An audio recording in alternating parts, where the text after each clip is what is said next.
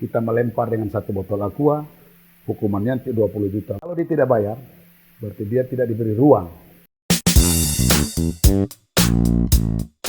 Halo Sobat Milenial, bersama saya GMSPR di Milenial Spirit Channel. Ini adalah edisi pertama saya di tempat yang berbeda, dengan tamu juga yang mungkin berbeda dari kota asal saya, dari Ende. Mungkin ini suasana yang lebih homey gitu ya, di tempat studio yang lebih serasa berkeluarga. Saya ditemani oleh seorang yang memang ada rentetan dari kegiatan Eltari Memorial Cup kemarin di Lembata. Saya mengundang beliau terkait mungkin ada isu terakhir yang mungkin Sobat Milenial pengen dengar, apa sih yang terjadi setelah peristiwa pengunduran diri dari Perseftim Flores Timur, dan juga ada oknum atau manajer dari tim PSK Kota Kupang yang sedikit memberi insiden-insiden atau warna di Eltari Memorial Cup yang terjadi kemarin. Di sini pada hari ini mungkin kita akan sedikit mereview dan juga mungkin ada penyampaian secara lisan dan terbuka kepada Sobat Milenial semua, seperti apa sih sanksi yang akan diterima oleh Perseftim dan juga manajer dari PSK Kota Kupang. Saya ditemani oleh Ketua Komisi Disiplin Asprof PSSI Nusa Tenggara Timur, Bapak Lukman Hakim. Siap.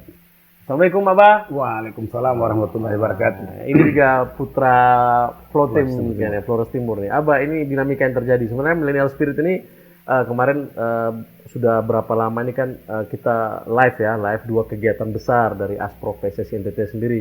Yang pertama U17 yang kita adakan di ND, itulah turnamen pertama di gawean yang besar dari Ketua Asprof PSSI Pak Kris Buik dan Pak Ridwan Angsar, dan kemudian berlanjut di ETMC Memorial Cup di Lembata kemarin. Itu ada dua gawean besar yang sudah dilaksanakan di kepengurusan kepemimpinan Pak Kris Buik dan Pak Ridwan Angsar. Nah, kita sedikit mengevaluasi mungkin ini tentang kegiatan yang di Lembata kemarin ETMC. Itu kan dalam tanda kutip ada sedikit insiden, ya. Bukan sedikit, lumayan juga sih sebenarnya, itu yang sangat mengganggu terhadap kinerja dari PSSI, khususnya di Komdis dan juga aparat-aparat pertandingan. Ini seperti apa dinamika yang terjadi dan mungkin bisa dapat memberi informasi gitu kepada masyarakat pencinta bola di Nusa Tenggara Timur. Mungkin Abang mungkin bisa sedikit menjelaskan. Baik, terima kasih. Saya pikir ini adalah momentum yang luar biasa yang saya dapatkan pada malam hari ini sebagai Ketua Komisi Disiplin Asprof PSSI NTT untuk memberikan berita kepada pencinta sepak bola berkaitan dengan insiden yang terjadi di Eltari Memorial Cup 2022 di Kabupaten Lembata.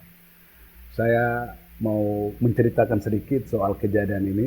Sebelum kejadian Kota Kupang, Perseron Rotendao, Perseftim Flores Timur dan Persende, di pagi hari di tanggal 22 di pertandingan sebelumnya itu ada insiden antara Persami Maumere dengan Persebaya Lembata akibat keputusan wasit yang menunjuk titik putih untuk Persami di kedudukan 1-0 untuk Persebaya. Pada saat itu Persami Maumere hampir mogok dan tidak mau melanjutkan pertandingan. Tapi alhamdulillah dengan pendekatan secara baik itu dilakukan oleh panitia penyelenggara maupun waktu itu Pak Bupati Sika yang hadir pada waktu itu, Persami mau melanjutkan pertandingan dan pertandingan sampai selesai dilanjutkan dengan adu penalti yang dimenangkan oleh Persebaya. Di sore harinya pertandingan antara Perseron Rotendao dan PSK Kota Kupang juga dengan posisi yang sama sampai dengan perpanjangan waktu, hasil akhirnya tetap 1-1. Pertandingan dilanjutkan dengan adu penalti dan dimenangkan oleh Perseron Rotendao. Kejadian pada saat itu pertandingan sudah selesai. Ofisial dari PSK Kota Kupang merasa bahwa ada keputusan-keputusan yang merasa dirugikan oleh asisten wasit pada saat itu, terutama menganulir, membatalkan 2 gol dari PSK. Jadi ada insiden sampai dengan pemukulan terhadap salah satu aparat pertandingan, dalam hal ini salah seorang wasit, yang memang kalau mau dilihat kejadian itu saya anggap adalah sebuah kejadian yang spontan yang dilakukan oleh para ofisial dari PSK Kota Kupang. Tapi karena itu sudah terjadi, regulasi juga mengatur, ya kita mesti memberikan hukuman kepada manajer atau ofisial dari PSK Kota Kupang. Besok harinya tanggal 23 September 2022 di pagi hari pertandingan antara Perseftim Flores Timur dan Persende.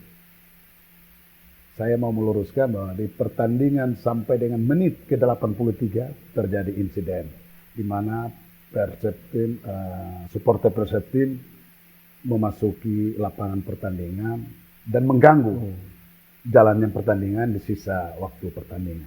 Pertandingan itu terhenti di menit ke-83. Jadi bukan Flores Timur mengundurkan diri, tapi memang regulasi mengatur di pertandingan apabila terjadi chaos dan pertandingan itu tidak bisa dilanjutkan karena force majeure, banjir, hujan lebat, atau ulah penonton, maka pertandingan itu tidak bisa dilanjutkan. Dan apabila terhenti di sisa waktu kurang dari 10 menit, maka pertandingan itu dianggap selesai. Sehingga panitia disiplin memutuskan pada saat itu kemenangan pada Persende karena di sisa waktu kurang lebih 7 menit. Nah ini Abah, ini kan kemarin informasi yang terakhir saya dengar kemarin Aspro PSSI sudah melakukan rapat ya, pertemuan terbatas antara Komdis dengan Esko dan beberapa petinggi PSSI untuk menjatuhkan sanksi. Sebenarnya kan secara aturan, secara regulasi FIFA apakah diatur berapa harus seperti apa terhadap insiden-insiden ada 3 tersebut? Ya. Ini ada 2 kejadian sebenarnya. Kejadian yang dilakukan oleh ofisial dari PSK Kota Kupang dan kejadian yang dilakukan oleh para supporter Flores Timur. Jadi kita mesti bagi karena kejadian ini, setiap kejadian itu dengan regulasinya beda-beda. Untuk PSK Kota Kupang, kami sudah putuskan soal sanksi yang akan kami berikan kepada ofisial yang melakukan pelanggaran dengan supporter Perseftim yang melakukan ulah pada saat itu. Pertama untuk PSKK. PSKK kami sudah memberikan sanksi itu, kami sudah putuskan bahwa untuk ketiga ofisial yang pertama yang melakukan pemukulan terhadap salah satu aparat pertandingan dalam hal ini wasit, disanksi tidak boleh terlibat dalam urusan sepak bola, urusan PSSI selama 2 tahun atau 24 bulan dan denda 20 juta. Sementara 2 teman yang lain PSSI memberikan teguran keras. Apabila selama menjalani sanksi teguran itu kembali melakukan tindakan disiplin, maka PSSI akan mengeluarkan sanksi berat terhadap kedua pelaku. Kalau untuk Perseftim sendiri? Untuk Perseftim Flores Timur, saya boleh, sebelum kami memberikan sanksi, saya boleh menyampaikan sedikit bahwa peristiwa yang terjadi itu bukan kerusuhan antar supporter. Bahwa itu semata-mata ulah dari supporter Flores Timur yang merasa kecewa dengan apa yang dilakukan oleh para pelatih dari Perseftim Flores Timur. Saya melihat ekses dari rasa cintanya begitu besar kepada tim Flores Timur, sehingga saya melihat mereka juga mau ikut campur dengan apa yang menjadi wilayahnya pelatih dari Perseftim Flores Timur. Itu yang pertama. Jadi sekali lagi saya mau sampaikan tidak ada kerusuhan antar supporter. Itu memang murni dari saudara-saudara kita Perseftim Flores Timur yang memang rasa memiliki tim itu terlalu tinggi dan mereka menginginkan bahwa hasil akhir itu mesti menjadi yang terbaik untuk mereka. Sehingga ketika pertandingan itu berjalan, yang saya sampaikan tadi, sampai dengan menit ke-83 di posisi tertinggal Flores Timur, kita melihat ulah-ulah penonton yang supporter Flores Timur dengan melakukan lemparan gelas minuman, bahkan ada batu ke kubu dari di benchnya pemain Flores Timur, jadi tidak ke bench Persende. Yang kita sesali melakukan pengerusakan fasilitas pendukung dari kejuaraan pada saat itu. Kalau sanksinya sekarang, apakah memang ini kan sebagai putra Flores Timur Ya. juga nih Abah nih, apakah Abah tidak berat menjatuhkan sanksi? Kalau secara aturan PSSI harusnya di pasal berapa itu ada berat loh kalau seandainya menurut aturan statuta PSSI. Tapi kalau saya Abah dapat menjabarkan di sini seperti apa kronologisnya sampai bisa dijelaskan kira-kira hukuman Ya. Flores Timur seperti apa? Karena itu murni penonton, tidak ada hubungan dengan ofisial, tidak ada hubungan dengan pemain. Itu di dalam Komite Disiplin PSSI 2018 pasal 70 ayat 1 ayat 4 yang mengatur tentang tingkah laku buruk penonton yang hukumannya ada di lampiran 1 Kode Disiplin PSSI. Memang hukumannya berat. Karena setiap tindakan ada hukumannya. Kita melempar dengan 1 botol aqua, hukumannya 20 juta. Melempar dengan 2 botol aqua, hukumannya 30 juta. Melempar dengan botol aqua dengan batu, hukumannya 50 juta. Jadi itu kalau saya akumulasi, bisa 300 sampai 400 juta. Tapi itu saya sudah sampaikan dalam forum rapat, bersama Pak Ketua, bersama Pak Esko. Inilah regulasi. Regulasi yang mesti kita terapkan untuk memberikan sanksi kepada siapapun yang melakukan pelanggaran. Bukan efek jerah, bukan. Ini aturan, ini regulasi. Tapi di dalam forum rapat itu ada arahan dari Pak Ketua, Pak Wakil Ketua, Pak Esko bahwa Komdis kita lagi mengumpulkan orang, kita lagi membangun sepak bola. Sepak bola itu bersahabat. Siapapun tidak mau kejadian itu terjadi. Siapapun tidak mau. Jadi ini cobalah kita dalam kearifan lokal, kita boleh memberikan sanksi, tapi sanksi yang pas. Karena yang ngurus sepak bola di NTT ini tidak ada orang kaya yang mengurus bola. Orang memang punya keinginan saja mengurus bola. Jadi sanksi yang kami berikan, mudah-mudahan saja malam hari ini sudah keluar setelah kita wawancara ini. Flores Timur denda 50 juta. Sanksi itu Flores Timur denda 50 juta. Kalau dia tidak bayar, berarti dia tidak diberi ruang untuk mengikuti Eltari Memorial Cup 2023 di Rote. Jadi 1 tahun tidak boleh mengikuti ETMC atau Liga 3. Yang pasti 2023 di Rote dia tidak bisa ikut kalau dia tidak melakukan pembayaran denda 50 juta yang dikeluarkan oleh Komisi Disiplin. Nah ini kayak terima kasih ya, sebenarnya sudah pada mungkin dapat informasi yang jelas ya dari Ketua Komdis bahwa sanksi untuk tim Perseptim sendiri adalah denda 50 juta atau kalau tidak membayar dia tidak boleh mengikuti turnamen ETMC berikutnya di tahun 2023 di Rote. Nah, di Rote. Ini juga untuk sanksi personal terhadap manajer sudah tadi dijelaskan juga bahwa ini adalah merupakan bukan efek jerah tapi ini aturan yang harus ditegakkan. Itu regulasi yang sudah dibuat. Nah sebagai putra Floating mungkin ada yang telepon dari luar itu, Abah ini kayaknya terlalu berat buat kita, ini bagaimana ini masa Floating tidak boleh main di Rote, mungkin ada seperti itu mungkin. Memang terus terang Pak Yadin, saya berada di 2 pilihan yang sangat sulit. Sebagai orang Flores Timur rasanya berat karena biar bagaimanapun rasa orang sebagai putra Lewotana itu kadang mengalahkan segala-galanya. Tapi di satu sisi di tubuh organisasi kita dipercayakan untuk menjadi orang yang bisa menegakkan aturan. Jadi saya pikir ini adalah hukuman yang paling pas. Dan saya yakin saudara-saudara saya di Flores Timur bisa menerima ini sebagai ikhtiar. Sebagai ikhtiar untuk waktu-waktu yang akan datang. Marilah kita boleh memberikan dukungan. Saya sejak awal pertandingan saya menyaksikan langsung pada saat itu ya pertandingan antara PSND dengan Persipura, luar biasa. Saya lihat itu animo penonton di tribun itu, saya merinding. Saya bilang, aduh, sudah berubah 360 derajat cara mendukungnya itu. Aduh, saya luar biasa, saya merinding. Tapi ketika ada kejadian di menit ke-83 itu perasaan Langsung saya, jatuh. ya langsung saya, aduh kenapa bisa begini ya?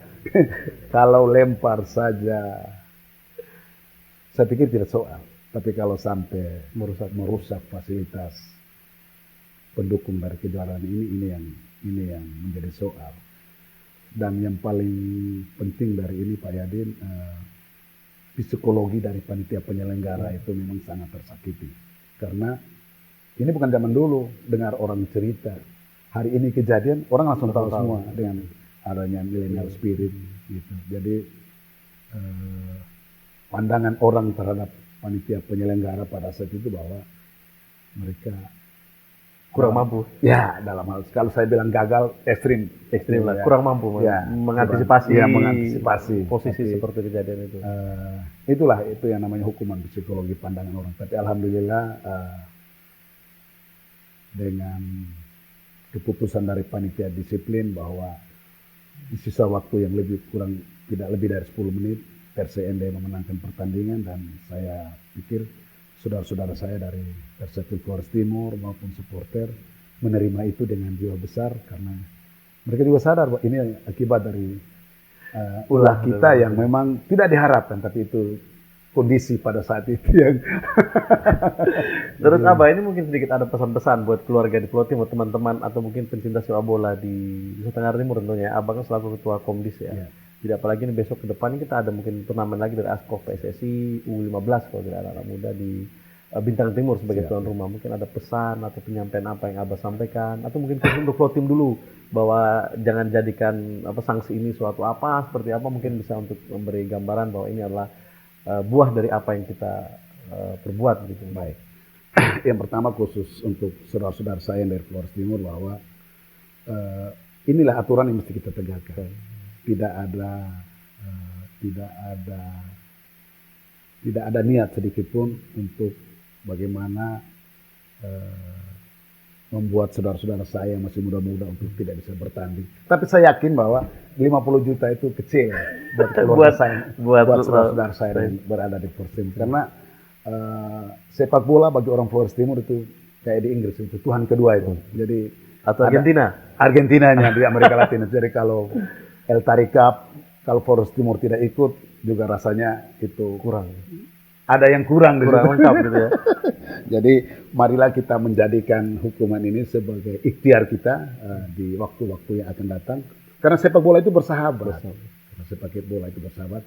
Kita boleh memberikan dukungan, kita boleh memberikan support kepada tim kita, tapi jangan sampai mengalahkan akal sehat. Gitu. Saya kira dukungan kemarin yang dilakukan oleh saudara-saudara kita yang berada di Flores Timur itu luar biasa. Itu luar biasa. Kepada saudara-saudara kita yang lain di Nusa Tenggara Timur, mari kita ketika memberikan support, dukungan, kita memberikan dukungan yang baik.